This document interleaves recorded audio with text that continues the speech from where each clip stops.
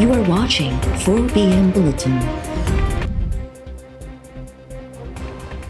वज़ीर-ए-आज़म शहबाज शरीफ की सदारत हेठ क़ौमी सलामती कमेटी जो इजलास जारी। आर्मी चीफ जनरल क़मर जावेद बाजवा सूदो हथियारबंद फ़ौजनि जा सरबराह ऐं वफ़ाक़ी वज़ीर शरीक।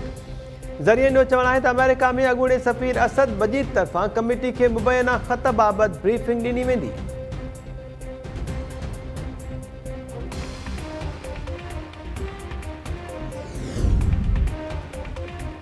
फरीदाबाद खां पोइ सईदाबाद में घरनि खे ख़ौफ़नाक बाहि लॻण जो हियांव ॾारींदड़ वाक़ियो। ॻोठ कलंदर बख़्श खोसो में बाहि लॻण जे नतीजे में 5 सालनि जी समीना खोसो सड़ी फौत। 2 ॿारड़ा गुम थियण जा इतला। बाहि सबबि 4 घर सड़ी रख थी विया। सईदाबाद जे ॻोठ बेगो काका में बि बाहि लॻण जे नतीजे में 2 घर सड़ी विया। घरनि में रखियल अनाज ऐं हंध बिस्तरनि सूधो समूरो सामान सड़ी रख।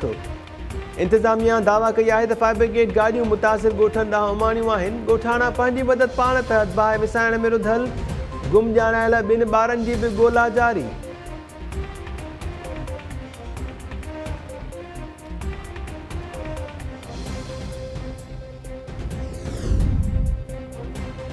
पंजाब जे गवर्नर तरफ़ां नए वॾे वज़ीर हमज़ा शहबाज खे हलफ़ खणाइण खां खुतो जवाब। लाहौर हाई कोर्ट सदर के हलफ़ जे लाइ नुमाइंदो मुक़रर करण जी हिदायत करे छॾी। अदालत मुख़्तसर हुकुम में चयो आहे त सदर 24 कलाकनि में को नुमाइंदो मुक़रर करे। हाई कोर्ट ऑफिस सदर खे अदालती फ़ैसिले खां आगाह करे। गवर्नर आईनी ज़िम्मेवारी पूरी नथो करे त अदालत बि खेसि एहतराम जोॻो सॾणु मुनासिब न सम्झंदी। ॿुधणीअ दौरान एजी पंजाब चयो त गवर्नर 24 कलाकनि में सदर खे इनकार जे कारणनि खां आगाह कंदो।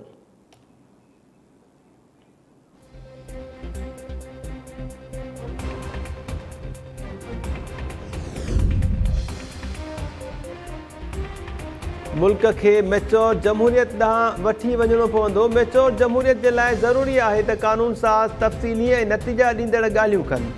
सुप्रीम कोर्ट में आर्टिकल 63A बाबति सदारती रेफरेंस ते ॿुधणीअ दौरान चीफ जस्टिस चयो आहे त अदालत जो कमु समूरनि आईनी सवालनि जो जवाबु ॾियणु आहे। ॼाणणु चाहियूं था त आर्टिकल 63A ते केतिरी हद ताईं राय ॾेई सघूं था। जस्टिस जमाल ख़ान मंदोखेल चयो त आइन में आर्टिकल 63A शामिल करण जो मक़सदु बग़ावत जो कैंसर ख़तमु करणु हो। छा सियासी पार्टीज़ इन कैंसर जो पाण इलाज नथियूं करे सघनि? सियासी जमातुनि खे तकलीफ़ आहे त पाण इलाज कनि।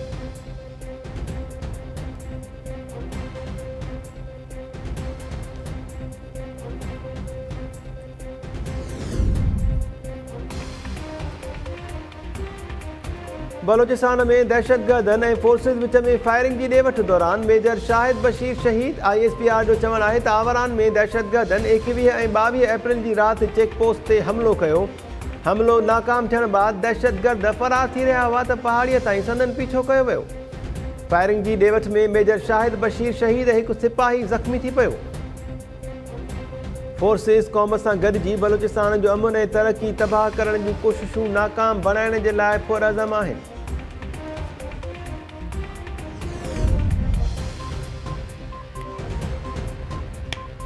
GDA तरफ़ां सिंध जे इलेक्शन कमिश्नर सां मुलाक़ात करे बल्दियाती चूंडुनि बाबति शेड्यूल ते एतिराज़नि जो इज़हार।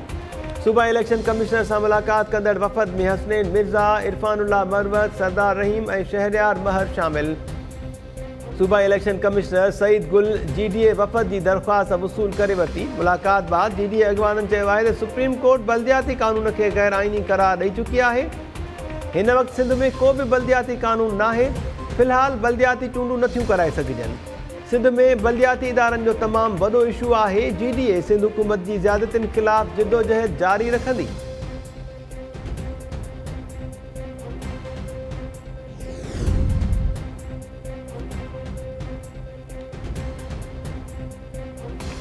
सूबाई वज़ीर सईद गनी खां सुद समाज जो खातो वापसि। अॼु हलफ़ खणंदड़ सूबाई वज़ीर शरजील मेमुन खे सुद समाज जो खातो ॾियण जो नोटिफिकेशन जारी। लेबर एंड ह्यूमन रिसोर्सिस खातो सईद गनी वटि रहंदो। गवर्नर हाउस में तकरीब दौरान वक़्ती गवर्नर आगा सिराज दुरानी शरजील मेमुन खे हलफ़ खणायो हो।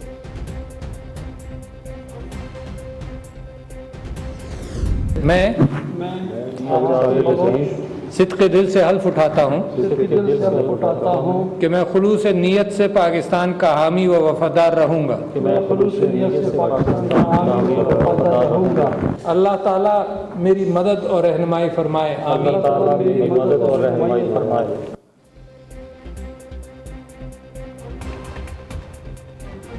वज़ीर आज़म शहबाज शरीफ की काबीना में वधीक 4 मेंबर्स शामिल। नवाज़ लीग के मियाँ जावेद लतीफ़, BNP के आगा हसन बलोच और काफ लीग के चौधरी सालिक हुसैन वफ़ाक़ी वज़ीर तौर हलफ खणी वरितो। BNP के हाशिम नोतेज़ई भी मुमलिकती वज़ीर तौर हलफ खयो।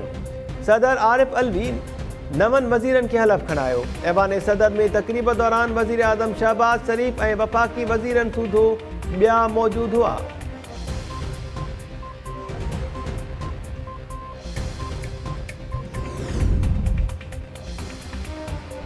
मुल्क में पेश आयल चैलेंजिस के कंट्रोल करण की ज़रूरत है। काफ लीग जा वज़ीर मुल्की सलामती ते का भी सौदेबाज़ी न कंदा।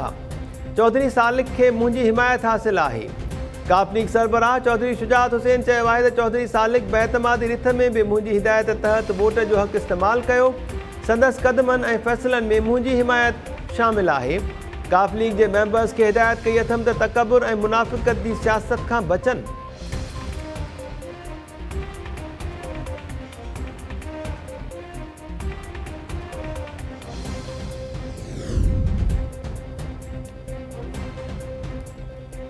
इस्लामाबाद हाई कोर्ट के चीफ जस्टिस तरफा अदालती कार्रवाई की लाइव स्ट्रीमिंग जो फैसलो। हाई कोर्ट के IT डिपार्टमेंट चीफ जस्टिस के कोर्ट रूम में लाइव स्ट्रीमिंग जो सिस्टम लगाए छो।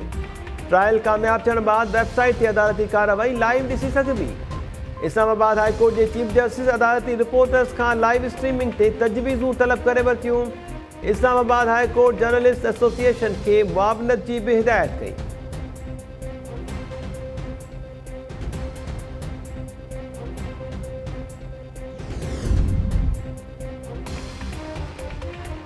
फरीदाबाद सान्हे में तमाम घणो जानी और माली नुकसान थियो है। बाहि जा वाक़िया रोकण के लिए असरायता उपाय वठणा पवंदा। बिजली के खुलियल तारुनि सबब बाहि लगंदी है। कारोबारी मानू फायर सेफ्टी जा औजार ज़रूर रखन। वापारियों के चवण ते फैक्ट्रीज़ और दुकानन में इलेक्ट्रिकल मुआयनो खत्म कयो। हाणे हालत यह है जो दुकानन में खुलियल तारूं लटकियल हूंदियूं आहिनि। वॾे वज़ीर मुराद अली शाह चयो आहे त कराची सॼे पाकिस्तान के पाले थो, पर असां कराची सां इंसाफ़ नाहे कयो। गुज़िरियल वफ़ाक़ी सरकार सिंध हुकूमत सां कॾहिं भी सहकार न कयो। काबीना के 3.5 सालन जो कम 1.5 साल में मुकम्मल करण की हिदायत कई अथम।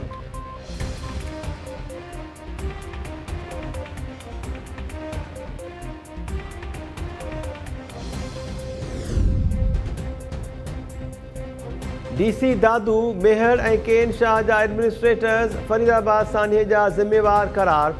दादू की अदालत में DC दादू और एडमिनिस्ट्रेटर्स खिलाफ केस दाखिल कराने के लिए दरख्वास्त दाखिल। दादू के वकील तरफा दाखिल दरख्वास्त में मौक़िफ़ इख्तियार किया वियो आहे त ॻोठ फैज़ मोहम्मद दरियाणी चांडियो में बाहि दौरान ॻोठाणा अमलदारनि सां राब्ता कंदा रहा। DC दादू और एडमिनिस्ट्रेटर्स तहरुक न वरितो। अमलदार मासूम ॿारनि, जानवरनि और घरनि के सड़न जो इंतज़ार करे रहा हुआ। 20 कलाक गुजरण बावजूद एक भी फायर ब्रिगेड गाड़ी न पहुती। अदालत दरख्वास्त ॿुधण जोगी करार ॾींदे DC दादू और एडमिनिस्ट्रेटर्स के नोटिस जारी करे छॾिया।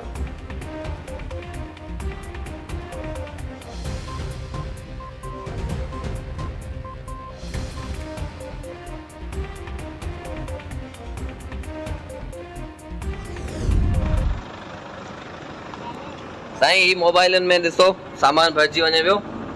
ॾिसो अदा साईं साईं तव्हां थोरो पंहिंजो दीदार कराए छॾियो। छो साईं छॾियूं? साईं माल ग़रीबनि जो आहे या तव्हां माना सिंध गवर्नमेंट जो पुलिस वारनि जो ई कमु आहे त तव्हां पंहिंजो मोबाइलूं भरे वञी तव्हां वञी जेको सो पंहिंजे घरनि में बचनि खे खारायो।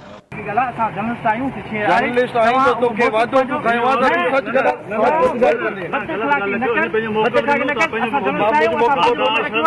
तव्हां सामान बचा मुतासिर खे भेजो त बदतमीज़ी तूं करे न मां करां थो। पता नहीं तव्हां कयो असां असां इन जी भी वीडियो ठाही। लालच ऐं बेहसियत जी इंतहा। फरीदाबाद में पुलिस एहलकार बाहि मुतासिरनि जे लाइ पहुतल राशन खणी विया। SHO की निगरानी में पहुतल इमदादी राशन एहलकार मोटरसाइकिल और गाड़ियुनि ज़रिए खणी वञी रहा हुआ त शहरी पहुता। वीडियोज़ रिकॉर्ड करण ते एहलकारनि ऐं शहरनि में मुंहमारी अहलकारनि जी फुरलुट जूं वीडियो सोशल मीडिया ते वायरल थियण बाद नोटिस SSP दादू ASI सूधो 9 अहलकारनि खे मुअतल करे छॾियो।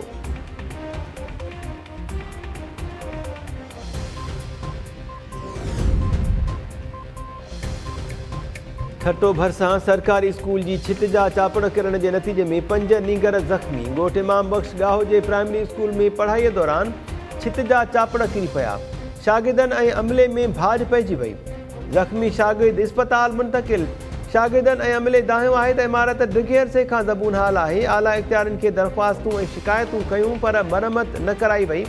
ख़ौफ़ जे माहौल में पढ़ाई करे रहिया आहियूं।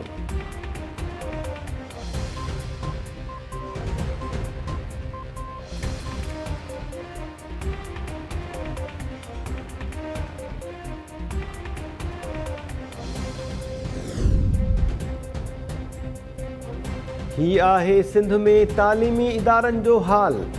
थारूशाह में स्कूली इमारत ज़बून हाल हुजण सबब शागिर्दनि जूं ज़िंदगियूं दाव ते लॻल। ठेकेदार मरमती कमु अध में छॾे हलियो वियो। शागिर्दनि ऐं उस्तादनि जो चवणु आहे त रुॻो कागज़नि में कमु ॾेखारे फंड्स फबाया विया। अमलदार बासठ ठेकेदार ख़िलाफ़ कार्रवाई नथा कनि। स्कूल जी जल्द मरमत कराइण जो मुतालबो। बांदी में प्राइमरी स्कूल जी शागिर्दाननि जो सहूलियतुनि जी अणहूंद ख़िलाफ़ एहतिजाज। शागिर्दाननि दाहियो आहे त फर्नीचर, पीअण जे पाणी ऐं वॉशरूम जी सहूलियत खां महरूम आहियूं, जंहिं सबबु तालीम पिराइण में ॾुखियाई थिए थी। स्कूल में बुनियादी सहूलियतूं ॾियण जो मुतालबो।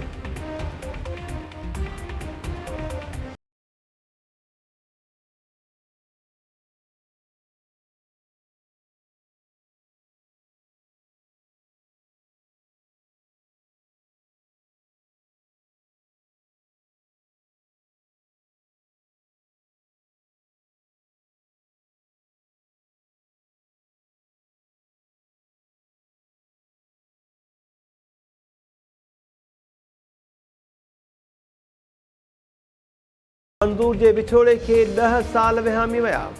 मास्टर मंज़ूर जे सुरीले आवाज़ में ॻायल गीतनि जो अॼु बि लखे दिलनि ते राज। वरसीअ जे मौक़े ते मदाहन तरफ़ां खेसि भेटा पेश।